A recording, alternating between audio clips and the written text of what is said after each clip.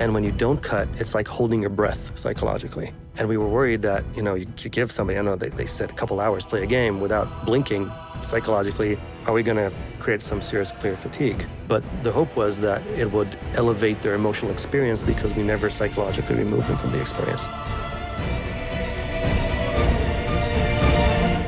Hey, what's up, PlayStation Blockcasters? This is Aaron Kaufman. I'm the Senior Community Manager at Santa Monica Studio, and we are taking over the PlayStation Blockcast with a new limited miniseries called Worlds Collide. In this limited podcast series, we're bringing together different departments across our studio that collaborated together on a feature to evolve God of War. Now, if you watched our full-length documentary, Raising Kratos, you got a glimpse into our journey reinventing our franchise. On this episode of Worlds Collide, we're pointing the lens at a feature that has always been critical to how we want you to feel in a God of War game. But what happens when you unhinge that feature from tradition? That's the no-cut camera. From the very first frame in God of War when Kratos cuts that tree down, to the seemingly final frame with Atreus as they spread Faye's ashes atop the highest peak in all the Norse realms, the camera never cuts away between gameplay and story. We always keep you right there, seamlessly grounded on the journey with Kratos and Atreus. The no-cut camera, it was a miracle of collaboration across many departments, but really none more so than narrative design and programming. The way they merged technology with cinematography to establish a single shot from start to finish and every which way you could venture on your journey, it was unprecedented for God of War. And it was bold, it was new. We hope you enjoy the show. Hey everybody, welcome back to another episode of Worlds Collide. I am joined here by three incredible developers of Santa Monica Studio who all worked on the last God of War game. Gentlemen, why don't we go around the horn? Let's start with Mr. My name's Phil Wilkins. I'm a senior staff programmer on the gameplay team, and I've been working on the camera system for, I want to say 15 years. Ever? Probably more than that. Whenever we started God of War 1, so that's 2002, to now, 2019. So 17 years. 17 and a half years. They should name the camera the Wilkins or something like that. Well, I mean, if I'm going to, publish it and, the Wilkins standard video game camera. There you go. That's a life goal, isn't it? True. My name is Erol Oksuz. I'm a lead gameplay camera designer. I'm Dori Arazi. I'm the Director of Photography and Cinematic Art Lead. So Phil, I know we've talked about this in the hallways, but, 20 years, what has kept you here at Santa Monica so long, Phil? So long. It's a good job. It's a good employer. Sony's a very good employer. I love the studio. I've enjoyed working on pretty much every project that I've worked on here, and I've got on canned the ones that I didn't enjoy working on. No, that's a terrible thing to say. You're still here with us today, so we're I'm talking about still getting here. canned I like making video games. I did a bunch of things before this that I didn't enjoy, and I found a job that I like. And you find a thing that you like, grab it and hold on to it because this world is hard.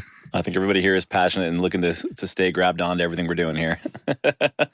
Erol, I know you were with us a little bit right at the beginning of Ascension or prior to Ascension? I came on a little bit after Ascension had started, yeah. So I was here through Ascension, shipped Ascension, did some work on Int 7, and then, the God of War, when that started up in 2014. And, for you, having been here now about, 6 years, give or take? Almost 9. Almost 9? Wow, my math is way off today. Kind of 6, with a bit time more. flies. What has it been for you as we kind of reflect on the last 20 years? I mean, for me, it's kind of, I feel sort of like privileged to have come in when I did, sort of kind of on the tail end of the classic games, because to be able to, work on that project after seeing it from the outside of the studio, from afar, how do they do that and all that kind of wonderful stuff, to be able to go in there, participate, and then be able to be on sort of a transition to evolve from what that was into what we did with the last game, I think has been kind of like, sort of like a once in a lifetime, once in a career sort of opportunity. So yeah, it's been great.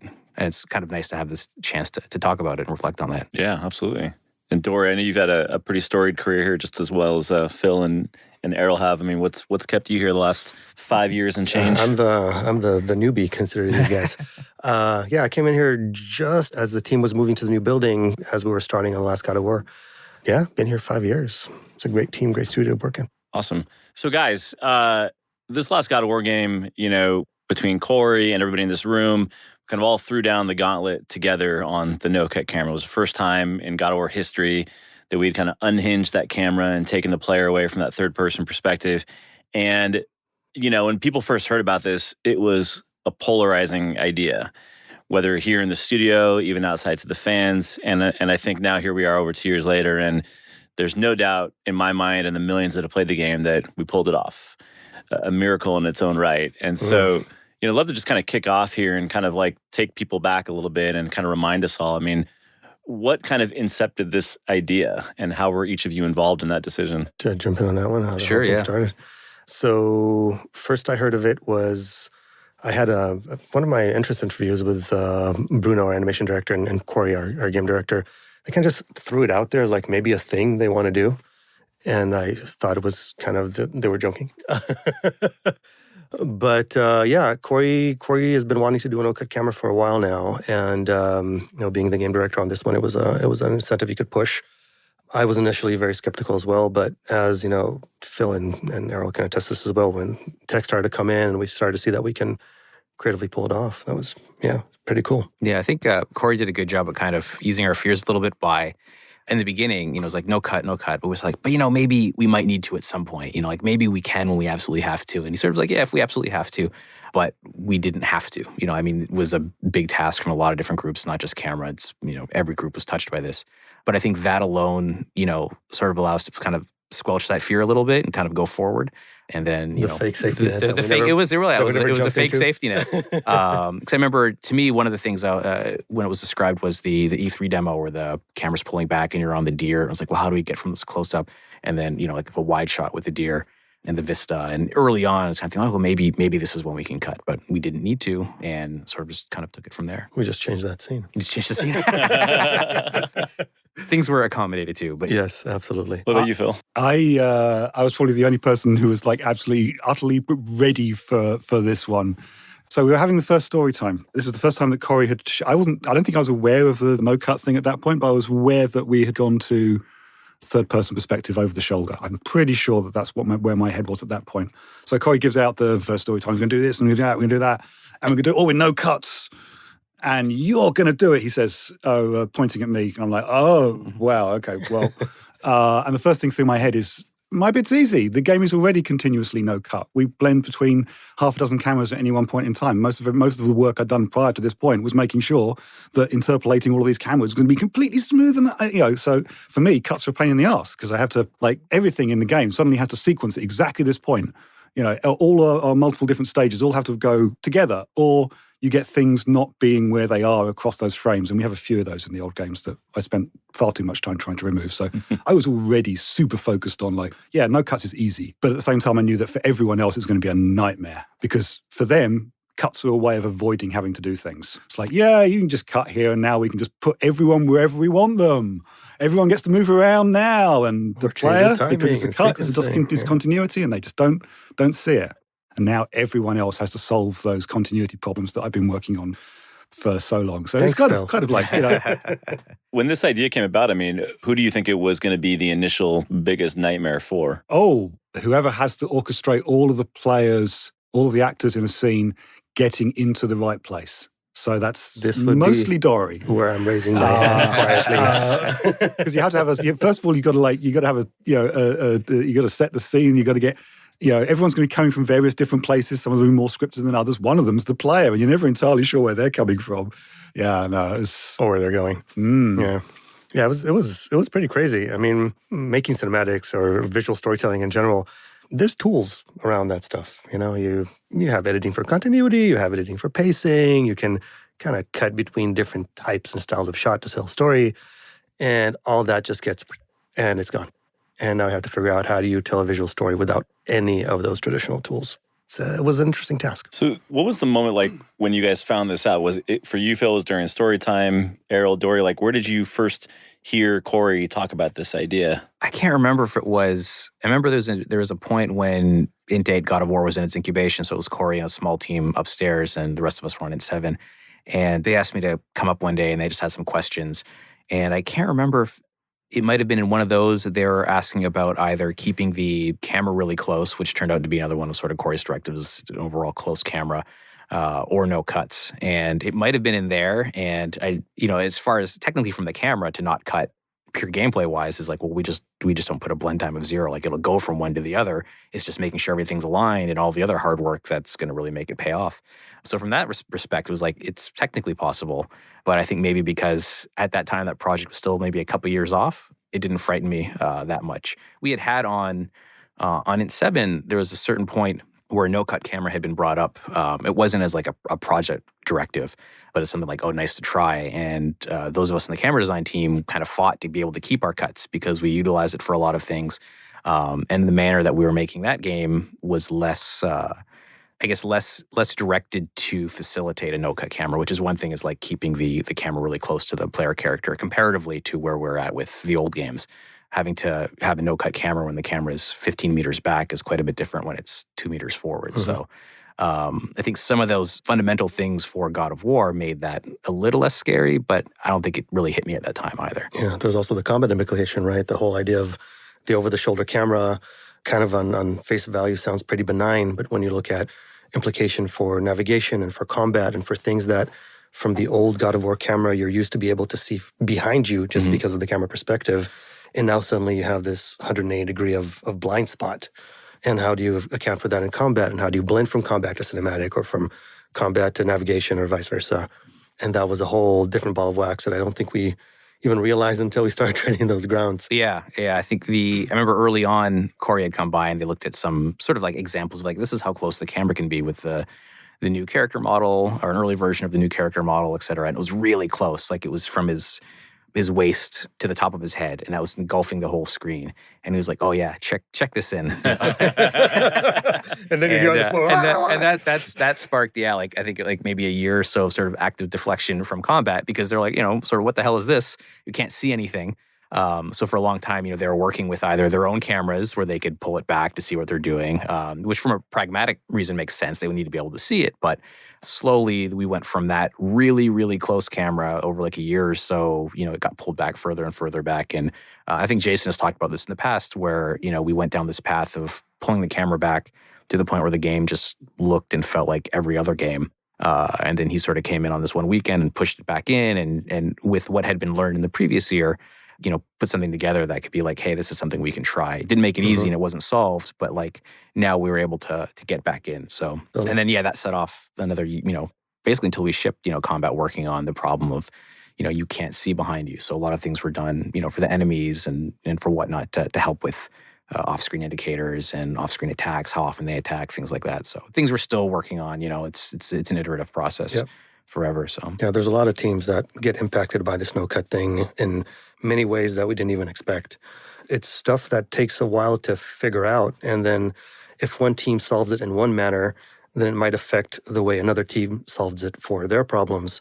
And at the end of the day, everything has to look cohesive. So there was a lot of literally pushing back and forth on how that camera's going to land. So most third-party, most third-person, thank you, Bill, action adventure games kind of have that same issue, Batman, Tomb Raider, et cetera, where you can't see behind you. I don't think we've ever kind of dug into this as like one of the core fundamental issues of going to a no-cut camera in God of War. We always talked about there was a lot of dissent and fear and doubt, and we overcame it.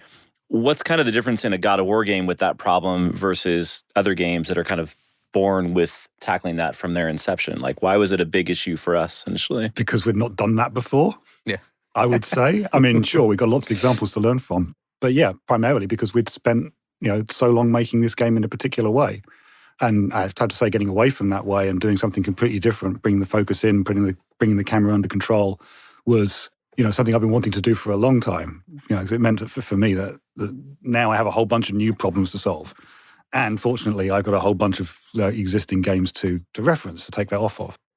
You can take like third-person camera games. There's two kind of fundamental styles with a player-controlled third-person camera. There's like a Resident Evil 4 or The Last of Us, and then there's the Tomb Raider or Uncharted style where you can go in any direction you want with the left stick, and you can run into the camera, and you can like run in directions and orient yourself and differently. So you can see what's behind you by fighting in a particular direction, and you have a lot more control. But with our style, it's a lot more tight and focused. It's more like a first-person shooter that you happen to be able to see the character in. Mm-hmm. So that presents, kind of a lot of difficulties and opportunities. Mm-hmm. Phil actually brings up a really good point, because one of the main focuses of the camera style for the game was that we maintain emotional and physical cohesion from gameplay to the cinematics, to the non-control storytelling.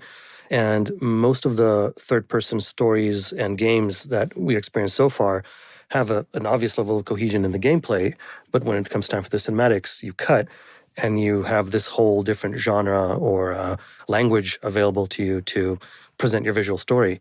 And we want to make sure that you don't have a different flavor in your mouth between gameplay and cinematics.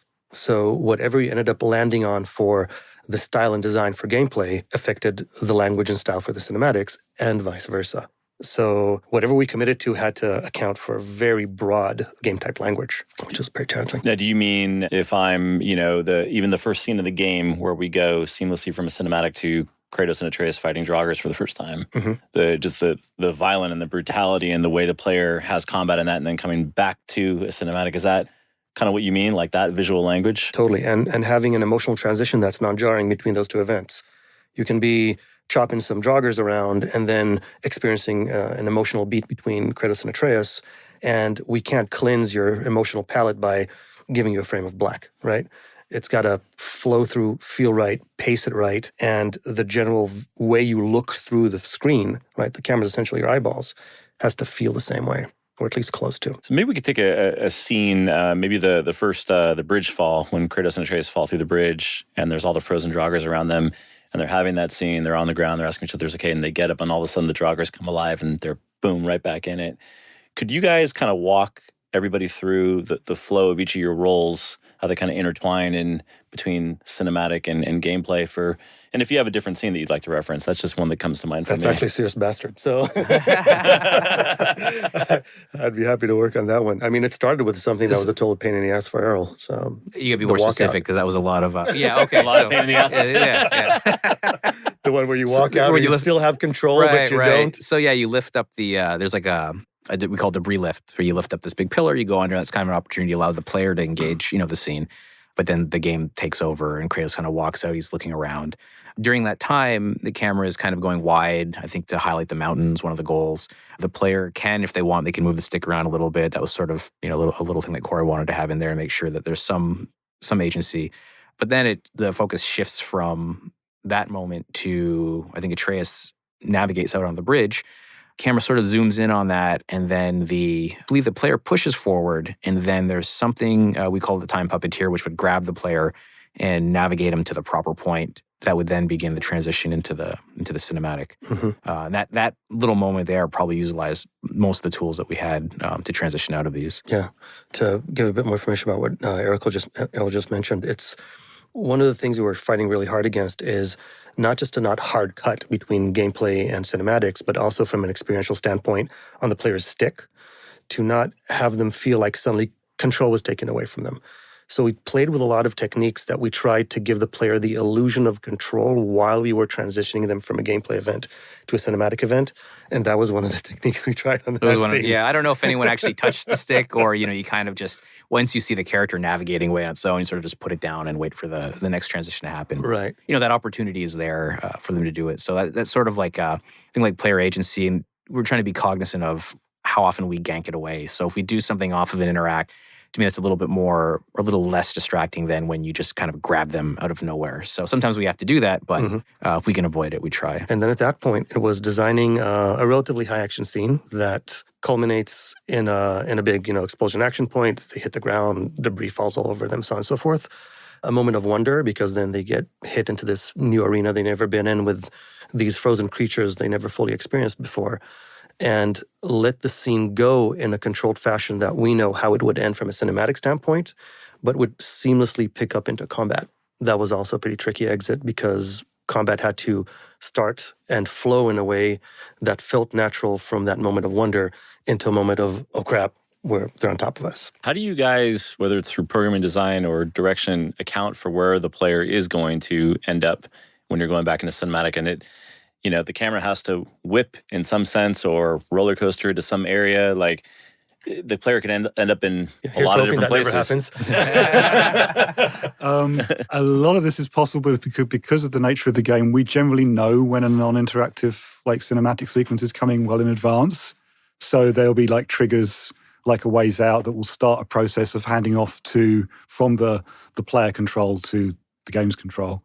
We're very, very aware of whether or not the player is touching the camera as well. So if they are touching the camera, then one set of thing happens. And if they aren't touching the camera, or if they've left it alone long enough that we consider the game is in control of the camera, it will do other things. But we're always trying to make sure that the transfer from gameplay control, the transfer from player intent into game intent, I'm going to get technical here, always has that second order of continuity, which is to say that the am I going to get this right? Is the acceleration feels like smooth and everything, basically everything's smooth coming in. We do a lot of, and there's a long chain, like technically there, because there's things like the camera is actually like almost parented to Kratos. So Kratos's control has to also take over really, really smoothly as well, because you see discontinuities in camera motion in the entire screen, like everything like kicks. So it's kind of like the worst possible thing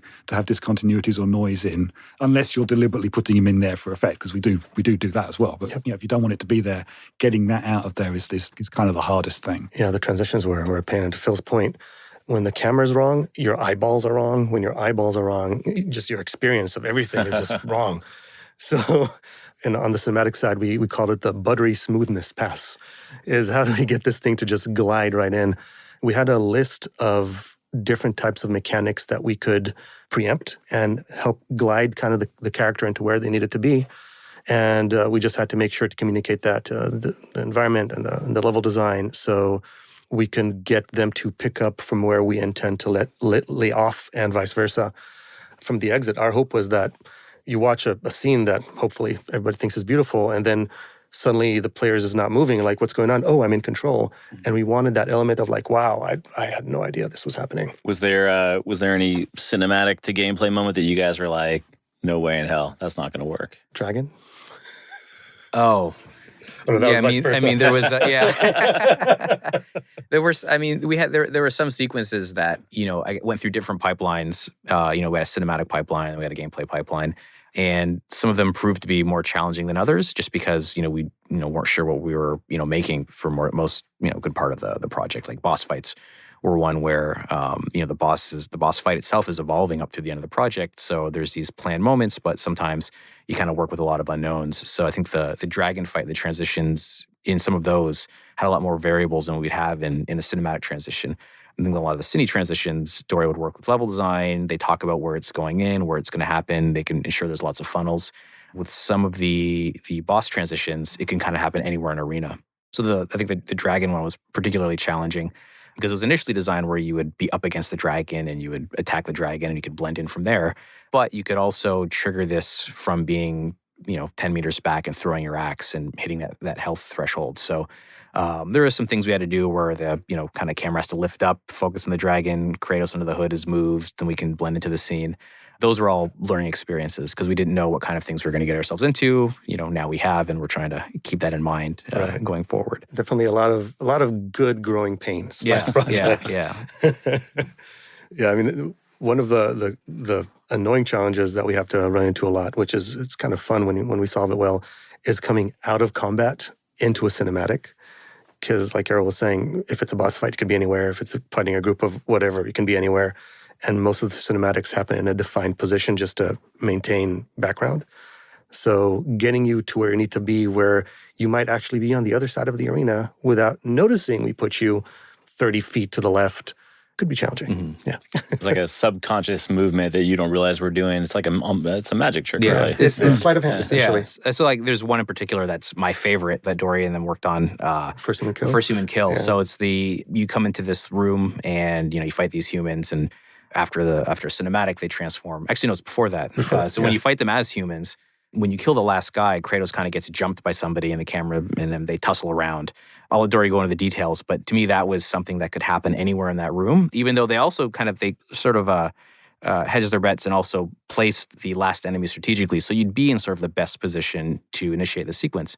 But what they did when that sequence happened, we were able to sort of test and debug, and you can be any four corners of this large room, and you would get put into a very particular place, and you couldn't tell. It was, to me, the best transition in the game. I don't know if you want to go into that. Yeah, absolutely. I agree. I think it was one of our better successes, and we learned a lot from that one. What we essentially did is find a good way for Kratos to initiate a very jarring move that creates a lot of movement in the background but keeps him relatively centered on frame, and utilize essentially a lot of motion blur in the background to jump that motion blur into another frame of motion blur that could be on the other side of the arena. So it's completely not noticeable. And we found that if we control the background luminance, or just the way the environment is lit, as long as we don't jump luminance, we can teleport you a mile and you won't notice. So yeah, that worked pretty well. So Phil, when you're hearing this scene at the beginning of its inception, is this setting programming's hair on fire to figure out how to make happen, or do these guys already have the tools to make it happen? I was not aware that scene was that complicated. I like to think that I gave them the tools to be able to solve that one relatively early. But that one, I think that, I mean, there are definitely scenes that I remember being problematic, though. There's one section that I think from the first time I was watching it, from the first time it came into our group, probably about halfway through the project, to almost the day we were done with the project. And that's the Kratos throwing a boulder in the first fight. Oh, yeah. Because that similarly you can get him down to that level of health almost anywhere in that arena. Yeah. And you're sending him to a very specific spot. Yeah. And the number of iterations on that, I mean, it was so many times I saw you working on that, and I fixed so many little bugs for it, so much, the whole chain. My part of that was just kind of just moving these numbers around just to finagle things. I think that was Fabian and Danny worked on that, and like it was there. The transition worked. Like you could get grabbed by Baldur and you get thrown, you get there. But during some of those cuts, the mechanism that we were using to move the player across the level could be kind of finicky when you're jumping through various moves under the hood. There's a lot of time at the end spent just kind of like getting numbers just right, and asking Fabian, hey, can you move this joint just a little bit here just to get it all lined up. I mean, it was worth it in the end, but yeah, there's lessons from that we've taken to like let's maybe keep things as like one move rather than cutting it up, just so we can mitigate how many problems we could have. But that one and the first human kill transition was one where the gameplay team did a lot of work to actually be able to move the player from that spot where it could happen anywhere into a very, very particular spot at a certain point in the cinematic or the sync move. So it's just an example of like the camera portion of it. We're setting how quickly the camera blends, looking at sort of, where joints might be because we're most familiar with them. But a lot of the work falls on authoring on the animation side, engineering on the gameplay side, and then in the combat side as well, like making sure that transition to narrative, works as seamlessly as it did. Yeah, Daryl's point, we actually stole some of the tech from combat for that scenario. Mm-hmm. Tech they used to get the characters in sync for a synchronized movement in combat. So when you say joints, you're talking about legs, limbs, arms, knees, elbows, fingers, yes. Where they are on screen. For us, mostly it's one very particular joint. The fibia, the knee. We have there's like a logical joint called the zero joint or the camera joint. We have two of those. Those are ones that we're mostly concerned about because a lot of the animated cameras will get baked out relative to that. The rest of the joints we leave to the animators to. We don't touch anything. To hurt ourselves. Yes. We're, going back to, again, because I don't think we really dug into this in our marketing campaign or even after in Raising Kratos per se, but again, Corey expressed a lot of, there was doubt, right? This seemed like a miracle. Didn't think we could pull this off, but, you guys all came together. And what I'm hearing is a lot of it came down to that core issue of couldn't see behind the player can't see behind them, that kind of that 180 perspective. And maybe that's not the only core issue, but like for you guys, what were some of the core issues that, that you guys had to get over? And when was that point when everybody was like, it's working? This is it. We've got it. I think when we released. That is a very good point. No. Or some of the key valleys that you guys had to get through. Yeah, I mean the E3 2016 demo was do or die for a lot of it. So anything that was janky or unrefined or whatever had to get addressed. So that moved so much forward. Yeah, that was a big one. Watching that thing flow, and it was playable. I'm sure that there were some rails that if you fell off of, things might look a little janky. But it, at least from an experiential standpoint, it was 10 minutes of a thing that had controlled and non-controlled storytelling, combat and exploration, and it flowed. It flowed well. Errol was mentioning that big Vista shot at the end where you reveal the dragon. By that point, you're like, we can probably pull this off. I think watching the reaction videos that came out of that were kind of like crack cocaine to us for the next couple of years because, I mean, to this day, to this day, even we're feeling down, I'll load one of those up because it was, we were doing a lot of stuff and we just didn't know how it was going to get received. Yeah. But I mean, even so, the E3 2016 was based on, I think you guys have shown earlier demos based on that kind of similar story. Kratos and the sun go out. And I remember, I think that first version of that was finished like end of 2015, and I was just sitting in the boardroom in one of the reviews towards the end, and the lights were off, and we're watching it, and even when that ended, and in the state that it was in, I felt something at the end of that, like just that as an experience. I wasn't looking at any of the pieces of it, just kind of taking the whole thing in. And then I felt that same thing when we were doing reviews for the E3, even though like early on it was kind of putting it together, taking things out, moving it around. There's a certain point where you're in one of the reviews, the lights are off, you watch it, and you feel something that you've worked on, you've contributed to. So even though you're close to it, it can still affect you. I think that came through in the reveal as well. Because when we watch people watching that, they're mostly engaged, they're mostly silent throughout, and I think that's kind of a testament to the power of the story, to what the combat was showed, and the ability to kind of keep them engaged throughout without having to cut. Like, I think it doesn't really give you a chance to reset, but in a good way, because they manage sort of the intensity of it, the pacing of it. Yeah. One of the main things that we're concerned about is that cutting is a psychological blink. It helps you kind of cleanse your mental palate, and it helps your mind cognitively rest a little, even if it's like a microsecond. And you cut a lot, you blink a lot, and you can take in a lot of story, and it gives you a lot of stamina for a lot of story. And when you don't cut, it's like holding your breath psychologically. And we were worried that, you give somebody, I know they said a couple hours, play a game without blinking psychologically, are we going to create some serious player fatigue? But the hope was that it would elevate their emotional experience because we never psychologically remove them from the experience. And like Erol was saying, I remember one of those reviews, everybody's sitting in a dark room and you see a thing that you've been working on. Technically it's a creative review. And you see the lights coming up and everybody just immediately started to talk about the things we need or not need to do. And towards the end of the iterations, the trailer was done, the E3 trailer was done, and there was just silence in the room. And they're like, okay, people didn't blink for the last 10 minutes and they feel good about it. It resonated. And that was like, dinging the bell right there. We still had no idea how it was going to be received. So Totally. That was We liked it though. Yeah. It's been mentioned a little bit that part of our no-cut camera has enabled our kind of seamless load times as well, kind of load in the universe. I mean, how does that, as Phil looks on and like, oh my God. That was about to happen. I mean, it's no secret that the PS4 is not a seamless loading machine, right? Mm-hmm. You have to have a load time. How big of a challenge was that? And it was like the no-cut camera was like a gift and a curse at the same time, maybe? I as far as seamless gameplay goes, I recommend that everyone go back and play the very first God of War, because that is a seamless experience from beginning to end. There's no loading in that game. And that was hard. That was like coming directly off of optical with no hard drive in between. And then we did the same thing for 3 by taking advantage of the hard drive in between and having an active cache that knew what was coming up and pre-warmed it, so everything arrived in the right time, so it was massively efficient off of it. To this one where, nice big hard drive, we know everything's coming. This is easy compared to some of the earlier stuff, but you do have to do it from the beginning because you have to know, like, in advance where everything's coming from, and you've got one of those games like ours, which is largely a long piece of string, or like it is now, which is kind of like a star with lots of bits of string coming off of it. It's very easy to predict where you're going unless you're right in the middle where everything comes off of, and those rooms, those hubs tend to be nightmares, but at the same time, you still know things. So, yeah, there's a lot of magic in there, and there's a lot of stuff that I am very proud of for this studio to have achieved over these years.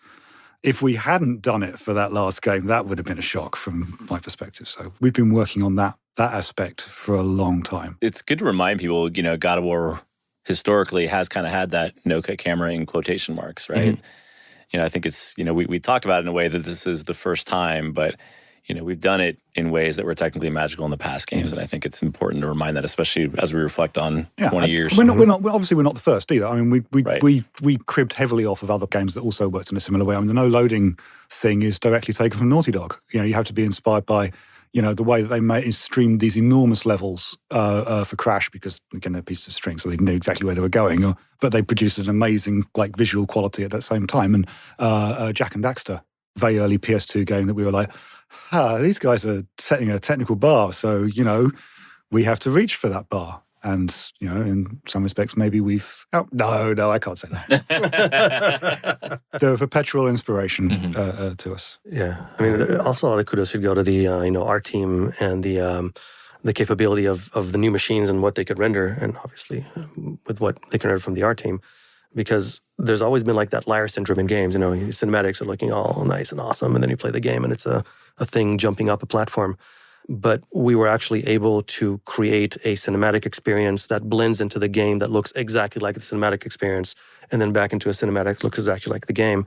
So sure, we didn't cut the camera, but also visually we could maintain that level of cohesion across the entire experience. I think, one part of it is just like their ability to handle the anti-aliasing. Like Right. we used to, in the earlier God of War games, we tried putting a little bit of handheld sway on the camera, and if you stood still, the entire background would just shimmer, so we had to take it off. But in this game, there's none of that, so we were able to kind of maintain some of that language from the cinematic into gameplay without having to, worry about that kind of the problem that we'd had historically. We crossed a threshold where continuously moving the camera actually helps the rendering engineers. In fact, at a very low level, even if we stop moving the camera is actually perpetually moving by by a subpixel just to keep the temporal stuff happy. I may not be 100% on this. I'm not a rendering engineer, but my understanding is that now they just want continuous noise, because small amounts of noise fixes a lot of things. Yeah, I mean, as far as I know, I don't think there is a moment in the entire game that does not have any level of some form of handheld. Unless it's turned off. Unless it's turned off, right. Yeah. Unless it's explicitly turned off by the player. But it is true. How did you guys bring that kind of documentary filmmaking style to the game between narrative and the gameplay?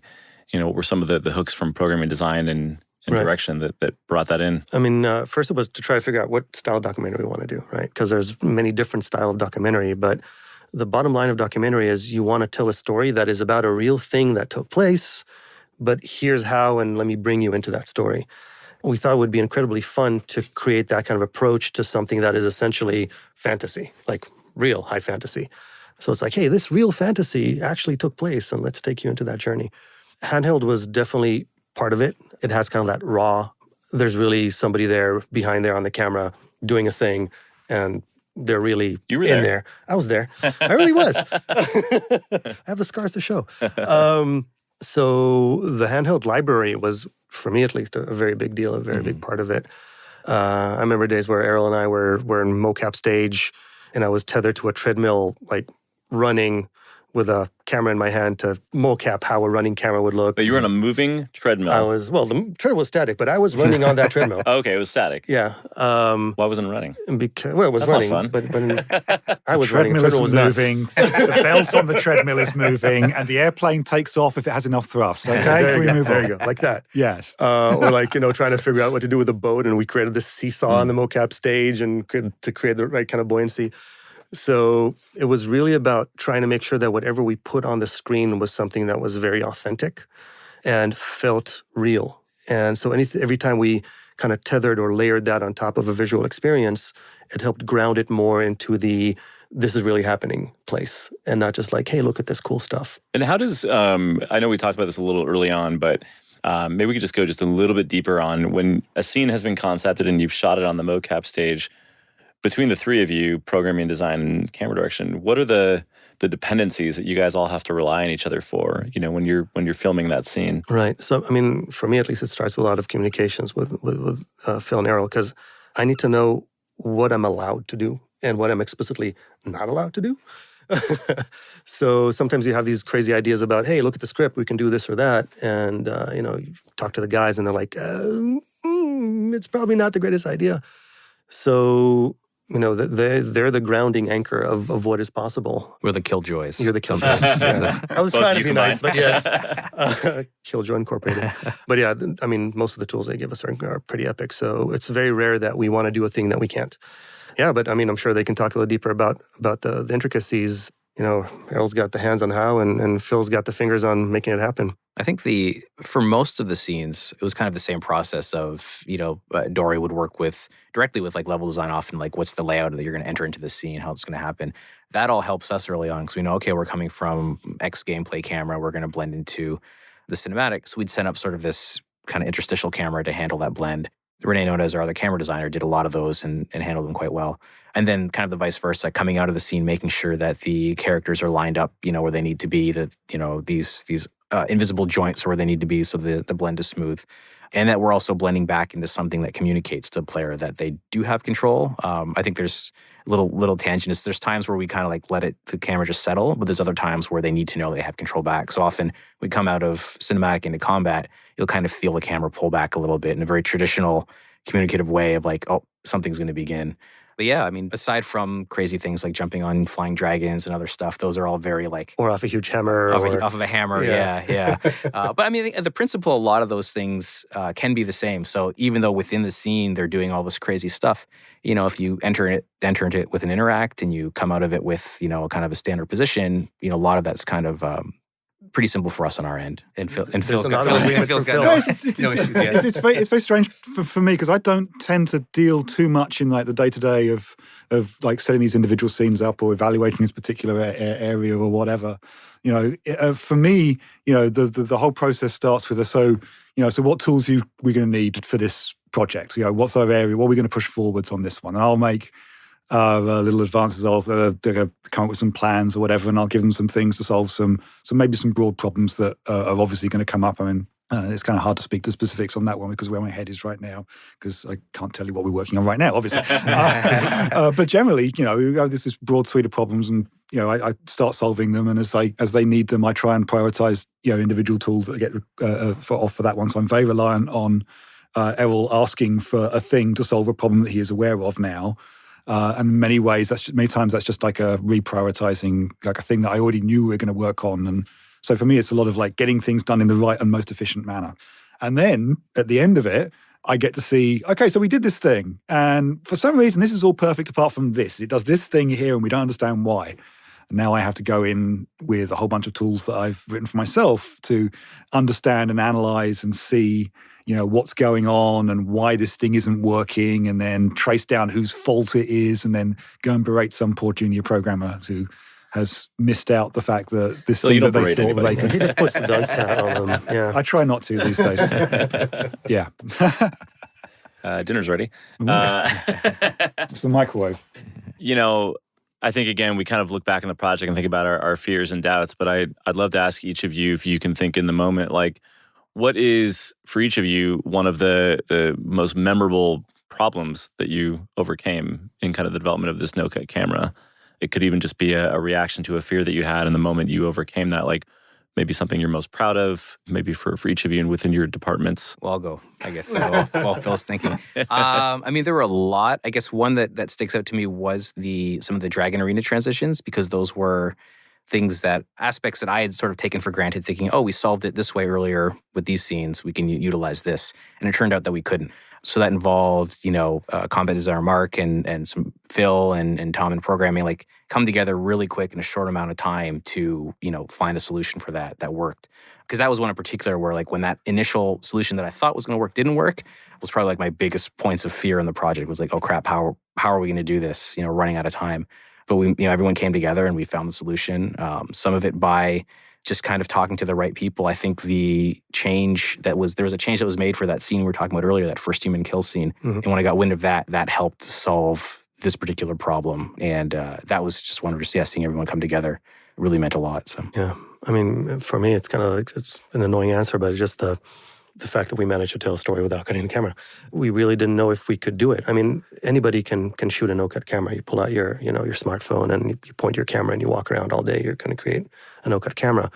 But can you create an evocative story that gives viewers that today are very knowledgeable about being told a visual story and are very critical about it, a story that they can engage in and get emotionally evoked by without using tools that they're traditionally used to. So we didn't know if that would be successful until, the game shipped and we got like our first month's reviews.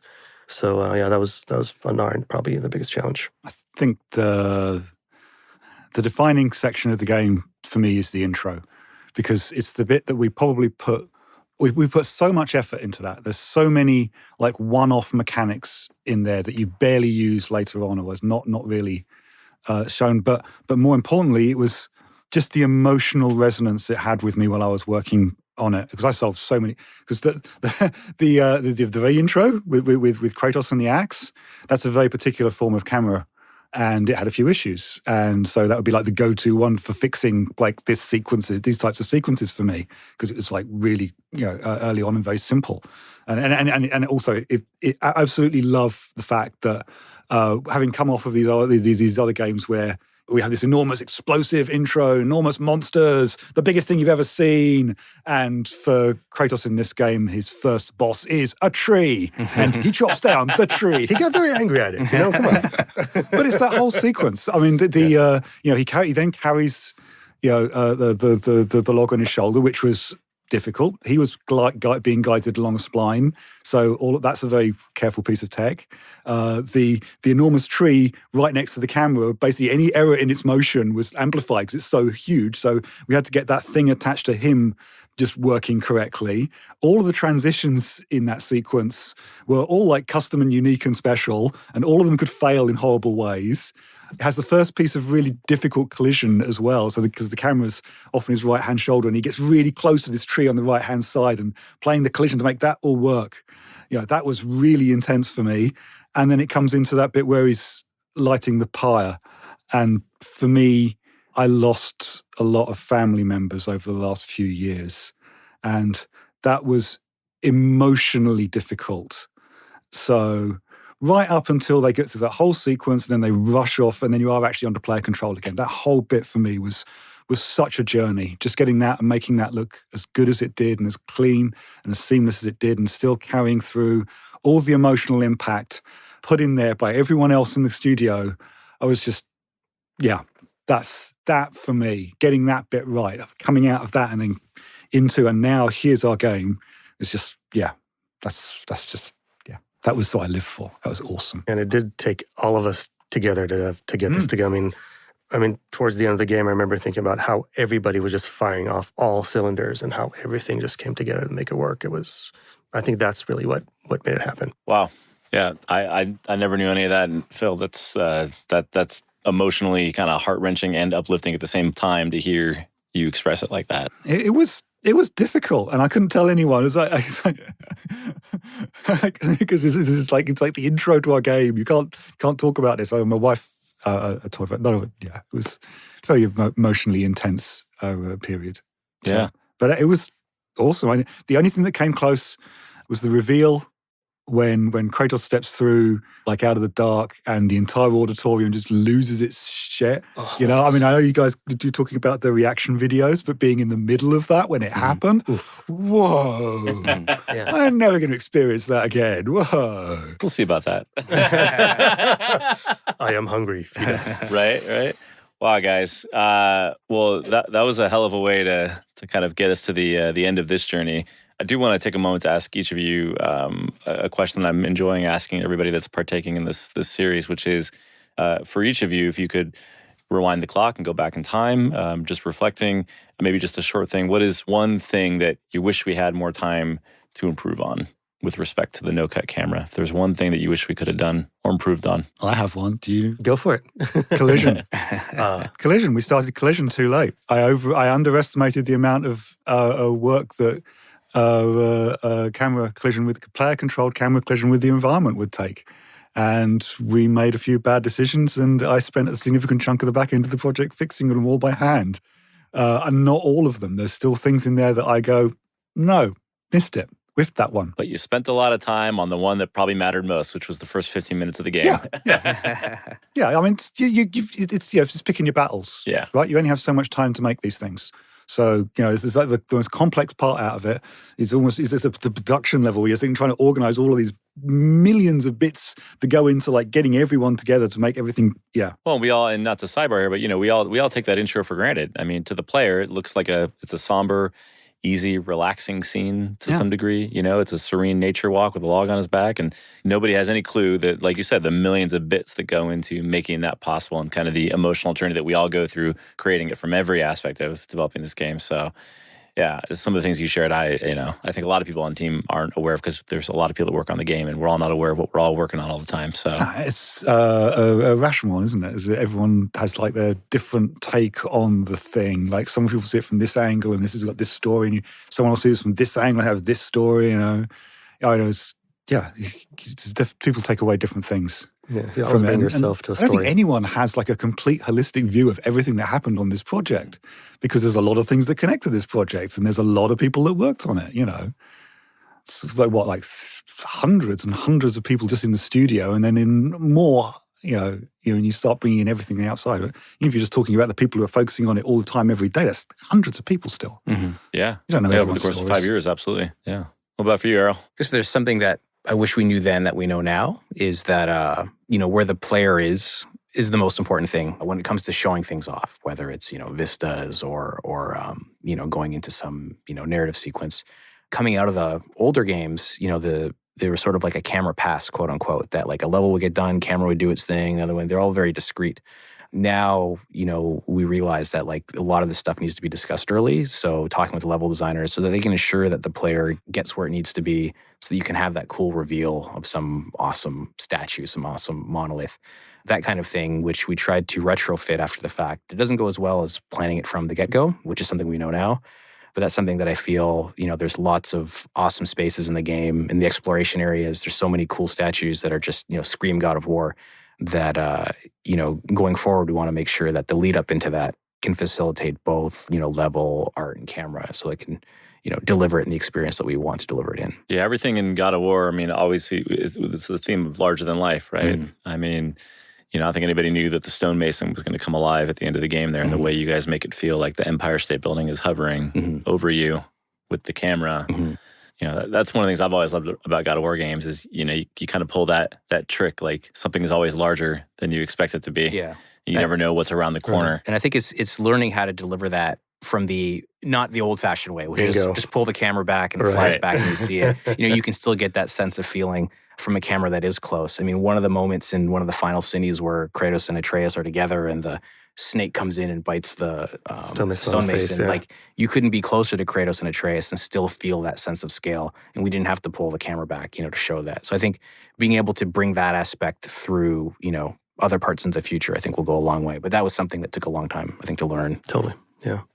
To piggyback off that, there's a lot of things that I wish we knew then that we know now, but I think it's not a matter of could have been done better. It's just we needed to kind of sweat and bleed through that experience, like how to make something look giant when you can't pull back, or like how to transition to something, or how to tell an emotional beat without cutting. But one of the things that I think would have been helpful for us as a team, I think we're there now and would have been great to know earlier on, was the impact of a no-cut camera and how it creates cross-departmental reliability on each other. With the kind of older God of Wars, teams could be a little bit more self-contained because work was more bastioned. But when you don't cut, everything flows and impacts everybody else. And it took us a while to find out exactly where part of the work begins, where it ends, where there's a transition, what needs to be communicated. And we found it, but it would have sped us up a lot, and I think solved some growing pains if we knew earlier. Well, that's a theme that we've been ringing through the halls of the studio, which is we are better together. Absolutely. We say it's all of our individual stories, but it's our journey together, our journey, your story. I sound like a marketing slogan for the studio now, but hey, it's part of what I do. Well, this was amazing, guys. I think everybody listening learned at least a few new things that they never knew about the development of the no-cut camera. And once again, guys, thank you so much for joining on this. Are there any final words you'd like to say to fans and developers and really anybody out there for each of you? Thank you for playing, and we read all of your comments on all of the forums. We do. We do. And we shouldn't, but we do. Oh, Phil, come on. But we appreciate them. I've read some things. It's not my fault. I want to throw Corey and Jason under the bus. It's their fault, totally. They don't mind. No, we like it. Yeah, we can't be more thankful for the fans. Their engagement is so inspiring, and it makes what we do worth it. So super thankful. Awesome, guys. Well, enjoy getting back to work on whatever it is we're working on next. Shh. And we'll end it with that. All right. Thanks, everybody. Thank you. If you're interested in working here at Santa Monica Studio, we are actively hiring for our next project. You can learn about our studio and more about all of our open roles on our official site at sms.playstation.com. And if you're one of the many fans out there that wants to engage with us, you can follow us on Twitter at Sony Santa Monica or on Facebook, LinkedIn, or Instagram at Santa Monica Studio. If you enjoyed this episode of Worlds Collide, please hit that subscribe button wherever you might be listening to this podcast. From everybody here at Santa Monica Studio, thanks for listening. Hey folks, this is Sid Schumann from PlayStation Blogcast. We hope you enjoyed this special episode of the show, which gave an inside look at Santa Monica Studio, creators of God of War. We'll see you next week with a normal edition of PlayStation Blogcast.